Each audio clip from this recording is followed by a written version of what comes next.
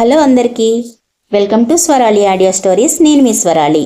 Sorry guys, కొద్ది రోజులుగా update ఇవ్వడం అసలు కుదరలేదు. ఇక నుంచి రెగ్యులర్గా అప్డేట్ ఇచ్చే ప్రయత్నం చేస్తాను. ఓకే, ఇక లేట్ చేయకుండా మనం మన స్టోరీలోకి వెళ్ళిపోదాం. You are my everything part 20.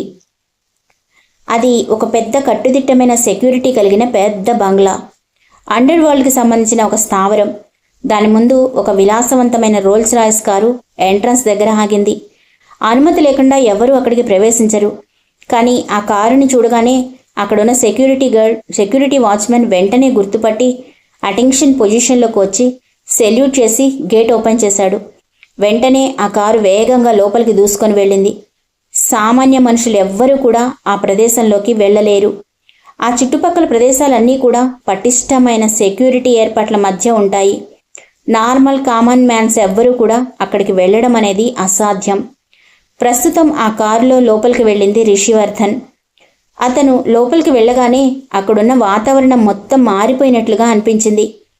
అక్కడ ఏదో ప్రమాదం జరగబోతున్నట్లుగా భయంకరమైన నిశ్శబ్దం అక్కడంతా వ్యాపించి ఉంది. రిషి కారు దిగి లోపలికి వెళ్ళగానే అక్కడ అతని కోసం ఎదురు చూస్తూ ఉన్నాడు రాఖీ. రిషి నమ్మకస్తులైన ఏజెంట్స్లో రాఖీ కూడా ఒకడు. రాఖీ రిషిని చూడగానే ఫాస్ట్గా అతని వైపుకు వెళ్ళి వినయంగా విష్ చేశాడు. రిషి అతని వైపు కూల్గా చూశాడు. అతని ఫేస్లో ఏదో టెన్షన్ కనిపించింది. అసలు ఆ లోపల ఉన్న అమ్మాయి ఏం చేసిందో తెలుసుకోవాలనే ఉత్సాహం కూడా అతని ఫేస్లో కనిపించింది. కానీ ఆ విషయం గురించి అతను రిషితో నేరుగా మాట్లాడడానికి భయపడ్డాడు. రిషి ఒక్కసారి రాఖీ వైపు చూసి, కబీర్ ఎక్కడున్నాడు, వచ్చాడా అని సీరియస్గా అడిగాడు. కబీర్ వచ్చేశాడు బాస్, అతను లోపలున్నాడు అని భయంగానే చెప్పాడు రాఖీ. ఇడియట్, నేను వచ్చి తన సంగతి చూస్తానని చెప్పాను కదా, అప్పటిదాకా కూడా వీడు ఆగలేకపోయాడా అని కోపంగా అన్నాడు రిషి. కబీర్ అండర్ వరల్డ్లోనే పేరు మోసిన పెద్ద రౌడీ. రిషికి నమ్మకమైన వాళ్లలో అతను కూడా ఒకడు. అతను ఏదైనా ఎవరి జోలికైనా వెళ్ళాడు అంటే వాళ్ళ అంతు చూసిందాకా వదిలిపెట్టడు. అతని శిక్షలు కూడా అంత ఘోరంగా ఉంటాయి. మనిషి కూడా అంతే బీభత్సంగా ఉంటాడు. రిషి వైపు కానీ రిషి ఫ్యామిలీ వైపు కానీ ఎవరైనా చూడాలి అంటే ముందు కబీర్కి దడిసి వెనకడుగు వేస్తూ ఉంటారు. ఇక అతను ఏం చెప్పినా కబీర్ వినడు అన్న సంగతి రిషికి కూడా అర్థమైంది. అందుకే అతను ఒకసారి దీర్ఘంగా నిట్టూర్చి లోపలికి వెళ్ళాడు రిషి.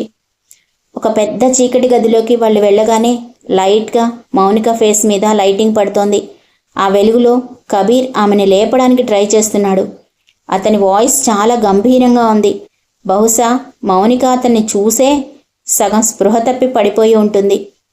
రిషి ఆ గదిలోకి వెళ్ళగానే కబీర్ అని గట్టిగా అరిచాడు. ఎస్ బాస్ అంటూ తను చేస్తున్న పని ఆపి రిషి వైపు వచ్చి వినయంగా నిలబడి చూశాడు కబీర్. అప్పటిదాకా అతనిలో ఉన్న రాక్షసుడు మాయమై సడన్గా ఒక వినయం ఉన్న సర్వెంట్ లాగా మారిపోయాడు కబీర్. రిషి కబీర్ వైపు చూసి, నేను వచ్చిందాకా తననేమీ చేయొద్దని చెప్పాను కదా, అంతవరకు కూడా నువ్వు ఆగలేకపోతున్నావా అని కోపంగా అన్నాడు రిషివర్ధన్. కబీర్ తల వంచుకొని, సారీ బాస్, కానీ ఆమెని నేనేం చేయలేదు. నాకు ఇలా ఉత్తగా ఉంటే బోర్ కొట్టింది. అందుకే మన పనిష్మెంట్లు ఎలా ఉంటాయో చిన్న డెమో ఇచ్చాను. దానికే తన స్పృహ తప్పి పడిపోయింది అని ఇన్నోసెంట్గా అన్నాడు కబీర్. అతనిని చూసి రాఖీ ఇంకా హర్ష ఇద్దరూ ఒకరి ముఖాలు ఒకరు చూసుకొని దీర్ఘంగా నిట్టూర్చారు. వీడు డెమో క్లాసులు కూడా తీసుకుంటున్నాడన్నమాట. ముందే వీడికి జనాలని హింసించడం అంటే ఇష్టం. ఇక ఇప్పుడు ఆ అమ్మాయి చేత ఇప్పటికే నరకం స్పెల్లింగ్ రాయించుంటాడు అని వాళ్ళిద్దరూ తమ మనసులో అనుకున్నారు.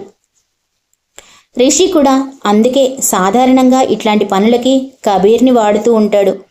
అతను ఏదైనా పని చేయడానికి సిద్ధపడ్డాడు అంటే దాని అంతు చూసిందాకా వదిలిపెట్టడు. కానీ ఇప్పుడు కబీర్ చెప్పిన సమాధానం విన్న ఋషి కొంచెం కోపంగా, నీకేమీ తోచకపోతే బోర్ కొడితే ఫ్రిడ్జ్లో యాపిల్స్ ఉన్నాయి, వాటిని తిను, అంతేకాని ఇంకోసారి ఇలా నేను చెప్పని పనులు చెయ్యొద్దు అని కోపంగా అన్నాడు రిషి. సారీ బాస్, ఇంకోసారి ఇలా చెయ్యను అని నోటి దగ్గరకు వచ్చిన ఫుడ్ తన చేయి జారిపోతున్నట్లుగా బాధపడుతూ మౌనిక వైపు క్రూరంగా చూస్తూ అన్నాడు కబీర్. కబీర్ అంటే అండర్ గ్రౌండ్లో చాలా క్రూరమైన వ్యక్తిగా పేరుంది. ఒక రకంగా చెప్పాలంటే శత్రువులకి అతని పేరు వింటేనే వణుకు పుడుతుంది. అతని శిక్షలు ఎంత ప్రమాదకరంగా ఉంటాయో, అతనిని హింసించడం మొదలు పెడితే అవతలి వాళ్ళ పరిస్థితి ఎలా ఉంటుందో చాలా వరకు అందరికీ తెలుసు.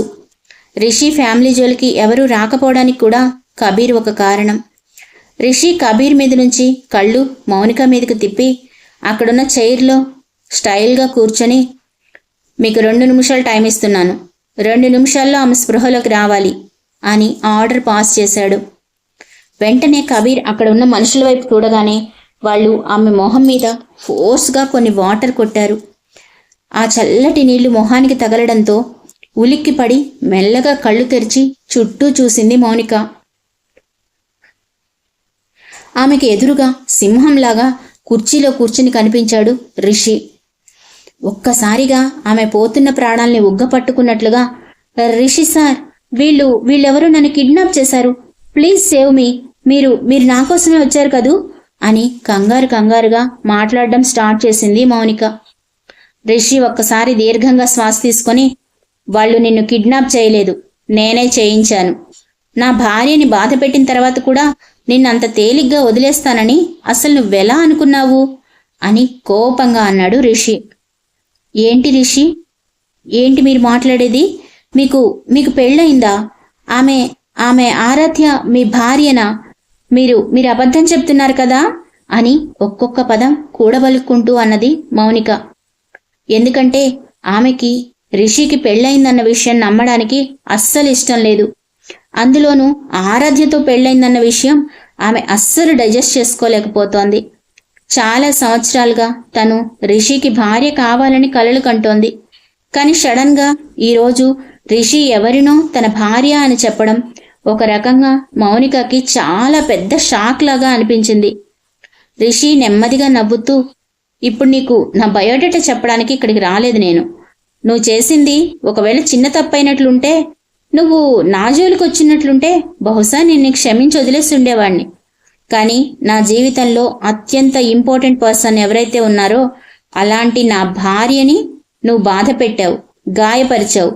ఇన్ని తప్పులు చేసిన తర్వాత నా గురించి ఆలోచించడం మానేసి ప్రస్తుత నీ భవిష్యత్తు ఏమవుతుందో దాని గురించి ఆలోచించడం బెటర్ అని సర్కాస్టింగ్గా నవ్వుతూ అన్నాడు రిషి. మౌనికకి ఏమని సమాధానం చెప్పాలో తెలియలేదు. రిషి, మీకు ఆవిడ సంగతి తెలియదనుకుంటాను. తన పెళ్లి ఆల్రెడీ చెడిపోయింది, ఆమె కూడా అని ఇంకొక మాట మాట్లాడకపోతున్నంతలోనే మౌనిక గొంతు గట్టిగా పట్టుకొని నొక్కేసి ఆమె నోట్లోంచి మాట బయటికి రానివ్వలేదు రిషి. నీకెంత ధైర్యం ఉంటే నా భార్య గురించి అలా మాట్లాడతావు? నీకు ఇంత చెప్పిన తర్వాత కూడా బుద్ధి రాలేదా అంటూ ఆమె చెయ్యి పట్టుకొని, ఈ చేతితోటే కదా నా ఆరాధ్య మీద చెయ్యి చేసుకున్నావు అని అంటూ, కబీర్ అని గంభీరంగా అరిచాడు రిషి. ఎస్ బాస్ అంటూ అతని పక్కనే వచ్చి అటెన్షన్ పొజిషన్లో నిలబడ్డాడు కబీర్. మిస్ మౌనిక తన గోళ్లను అందం కోసం కాకుండా ఇతరులను గాయపరచడానికి వాడుతున్నట్లుగా అనిపిస్తుంది. ఇది చాలా డేంజరస్గా అనిపిస్తోంది, కాబట్టి మనం దీని గురించి ఏదైనా చెయ్యాలి అని రిషి అనగానే కబీర్ కళ్ళు ఆనందంతో మెరిసిపోయాయి. మౌనిక రిషిని బతిమిలాడుతూ, ప్లీజ్ రిషి, ఇలా చెయ్యొద్దు, ఇంకెప్పుడు నేను ఇలాంటి తప్పులు చెయ్యను, నన్ను ఈ ఒక్కసారికి క్షమించండి అని అడుగుతూనే ఉంది. కానీ ఆమె మాటలక్కడ ఎవ్వరూ పట్టించుకోలేరు. కబీర్ ముందుకొచ్చి రిషితో, బాస్ మీరు ఎస్ బాస్, మీరు ఆర్డర్ ఇవ్వండి చాలు, తర్వాత సంగతి నేను చూసుకుంటాను అని నవ్వుతూ అన్నాడు కబీర్. వీడికి ఈ మనుషుల్ని హింసించే ఫ్యాంటసీ ఏంటో నాకు అర్థం కావడం లేదు అని హర్ష తనలో తనే గొణుక్కున్నాడు. రిషి అక్కడి నుంచి లేచి, మళ్ళీ తన జీవితంలో ఎవరైనా సరే తన గోళ్లతో గాయపరచడానికి వీల్లేదు, అలాంటి ట్రీట్మెంట్ ఇవ్వండి, అర్థమైంది కదా అని అక్కడి నుంచి వెళ్ళిపోయాడు రిషి. మామూలుగానే కబీర్ చాలా హింసాత్మకమైన వ్యక్తి. ఇక రిషి ఆర్డర్ వచ్చిన తర్వాత అతనిని ఎవ్వరూ ఆపలేరు అని అనుకొని రాఖీ, హర్ష ఇద్దరు కూడా రిషి వెనకాలే బయటికి వచ్చారు. లోపల నుంచి మౌనిక కేకలు, అరుపులు పెద్దగా వినిపిస్తున్నాయి. ఆమె కబీర్ని తనను వదిలేయమని పదే వేడుకుంటోంది. కానీ ఒకసారి కబీర్ ఫిక్స్ అయిన తర్వాత అతని మైండ్ సెట్ని ఎవ్వరూ మార్చలేరు. రిషి ఒక అమ్మాయితో అంత దారుణంగా అంతవరకు ఎప్పుడు ప్రవర్తించడం అంతవరకు ఎప్పుడూ వాళ్ళు చూడలేదు. మొదటిసారిగా మౌనికకి అతనికి విధించిన శిక్ష చూస్తూ ఉంటే రాఖీకి హర్షకి ఇద్దరికీ ఆరాధ్య రిషి జీవితంలో ఎంత ముఖ్యమో అర్థమైంది.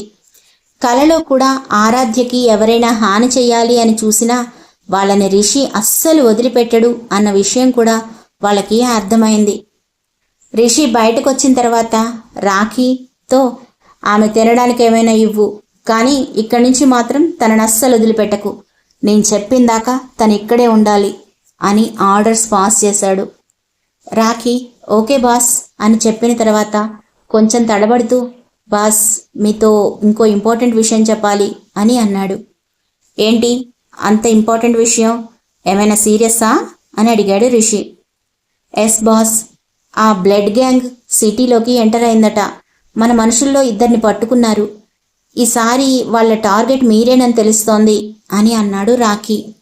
రిషి నవ్వుతూ, అవునా, కొంతకాలం పాటు వాళ్ళకి నచ్చింది వాళ్ళని చేసుకొనివ్వండి, మనం కొంతకాలం సైలెంట్గా ఉందాం అని అన్నాడు రిషి. రిషి అలా అన్నాడు అంటే దాని వెనకాల వేరే ఏదో అర్థం ఉంటుంది అని రాఖీ అర్థం చేసుకున్నాడు. అందుకే అతను ఓకే బాస్, నేను కూడా మన వాళ్ళ గురించి వెతుకుతున్నాము, కానీ ఈసారి వాళ్ళు చాలా జాగ్రత్తగా ఉన్నారనిపిస్తోంది, సాధ్యమైనంత తొందరలోనే మన వాళ్ళని కనుక్కుంటాము అని చెప్పాడు రాఖీ. వీలైనంత త్వరగా వాళ్ళని పట్టుకోండి. అండ్ ఇంకో ముఖ్య విషయం, నేను ఎవరిని పెళ్లి చేసుకున్నానో వాళ్ళకి అస్సలు తెలియకూడదు అని స్ట్రిక్ట్గా చెప్పాడు రిషి. రాఖీ జస్ట్ తల ఊపి ఊరుకున్నాడు. రిషి చెప్పిన దానిలో అర్థం అతనికి కొంతవరకు తెలిసింది. అండర్ గ్రౌండ్లో ఎవరికైనా సరే రిషి వైఫ్ గురించి తెలిస్తే వాళ్ళు ఆమెను రిషికి అగైనెస్ట్గా వాడుకుంటారు. ఆరాధ్య ఇప్పుడు రిషికి బలహీనత అన్నది వాళ్ళకి అర్థమైతే ఆమెను అడ్డం పెట్టుకొని ఎంత దూరమైనా వెళ్ళడానికి అవతలి వాళ్ళు సిద్ధపడతారు అని రాఖీకి తెలుసు. సరిగ్గా అదే సమయంలో సిటీలోని ఒక మారుమూల పాత ఇంట్లో ఒక వృద్ధుడు పాత సోఫాలో కూర్చొని టీ తాగుతూ ఉన్నాడు. అతనున్నది చాలా పాత ఇల్లు. ఆ ఇంట్లో కూడా చాలా మురికిగా ఉంది. ఆ ఇంట్లో ఉన్న ఫర్నిచర్ అంతా కూడా చాలా పాతది అయినప్పటికీ అతనిలో ఏదో కసి కనిపిస్తోంది. అంతలో అతని దగ్గరికి ఒక సర్వెంట్ వచ్చి, సార్, ఒక ఇంపార్టెంట్ ఇన్ఫర్మేషన్ ఉంది అని చెప్పాడు. అతను తను తాగుతున్న టీ కప్పుని బల్ల మీద పెడుతూ, ఏంటో అది చెప్పు అని గంభీరంగా అడిగాడు. ఆ సర్వెంట్ తల వంచుకొని, నేను ఆ రిషివర్ధన్ గురించి కొంత ఇన్ఫర్మేషన్ తీసుకొని వచ్చాను అన్నాడు. రిషివర్ధన్ ఆ పేరు వినగానే ఆ వృద్ధుడి కళ్ళు ఒక్క క్షణం మెరిసిపోయాయి. అది గమనించిన ఆ సర్వెంట్ ఒక్క క్షణం ఊపిరి పీల్చుకొని, సార్, అతనికి పెళ్లి జరిగింది అని విన్నాను అని చెప్పాడు. ఓహో, అతనికి పెళ్లి కూడా అయిందా? ఎవరా దురదృష్టవంతురాలు అని అడిగాడు ఆ వృద్ధుడు. ఆమె రాచకొండ నరేంద్ర గారి ఇంట్లో పెద్ద కూతురు, ఆరాధ్య రాచకొండ అని కూల్గా చెప్పాడు ఆ సర్వెంట్. ఏంటి నువ్వు చెప్పేది నిజమేనా? ఆ నరేంద్ర పెద్ద కూతురితో రిషివర్ధన్ పెళ్లి జరిగిందా? నువ్వు కన్ఫర్మ్ చేసుకునే చెప్తున్నావు కదా అని మరోసారి అడిగాడు ఆ వృద్ధుడు.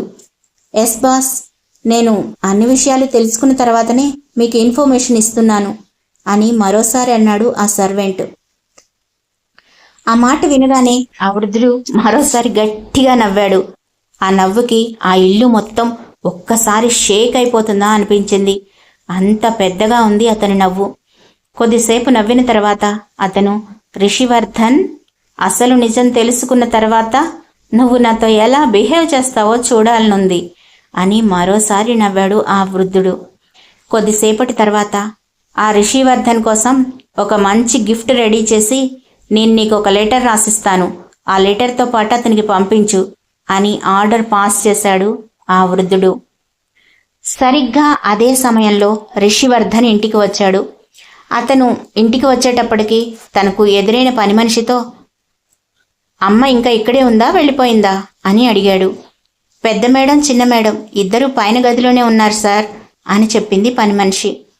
రిషివర్ధన్ తన గదిలోకి వెళ్ళేటప్పటికి అక్కడ గదిలో నుంచి నవ్వులు కిలకిలమంటూ శబ్దాలు వినిపించాయి. అక్కడికి అతను వెళ్ళేటప్పటికి సాక్షి ఇంకా ఆరాధ్య ఇద్దరు బాగా నవ్వుకుంటూ మాట్లాడుతూ ఉన్నారు. అతను నేరుగా గదిలోకి వెళ్ళి 2 చేతులు నడుము మీద పెట్టుకొని, అమ్మా, నువ్వు తనని రెస్ట్ తీసుకొని ఇవ్వకుండా ముచ్చట్లు చెప్తూ కూర్చున్నావా? తనకు అసలే హెల్త్ బాగాలేదు కదా, ఇంకా నువ్వు ఇబ్బంది పెడుతున్నావా అని అన్నాడు రిషి. అతను మాట్లాడేది పట్టించుకోకుండా సాక్షి ఇంకా ఆరాధ్య ఇద్దరూ అతని వైపు చూసి గట్టిగా నవ్వడం మొదలుపెట్టారు.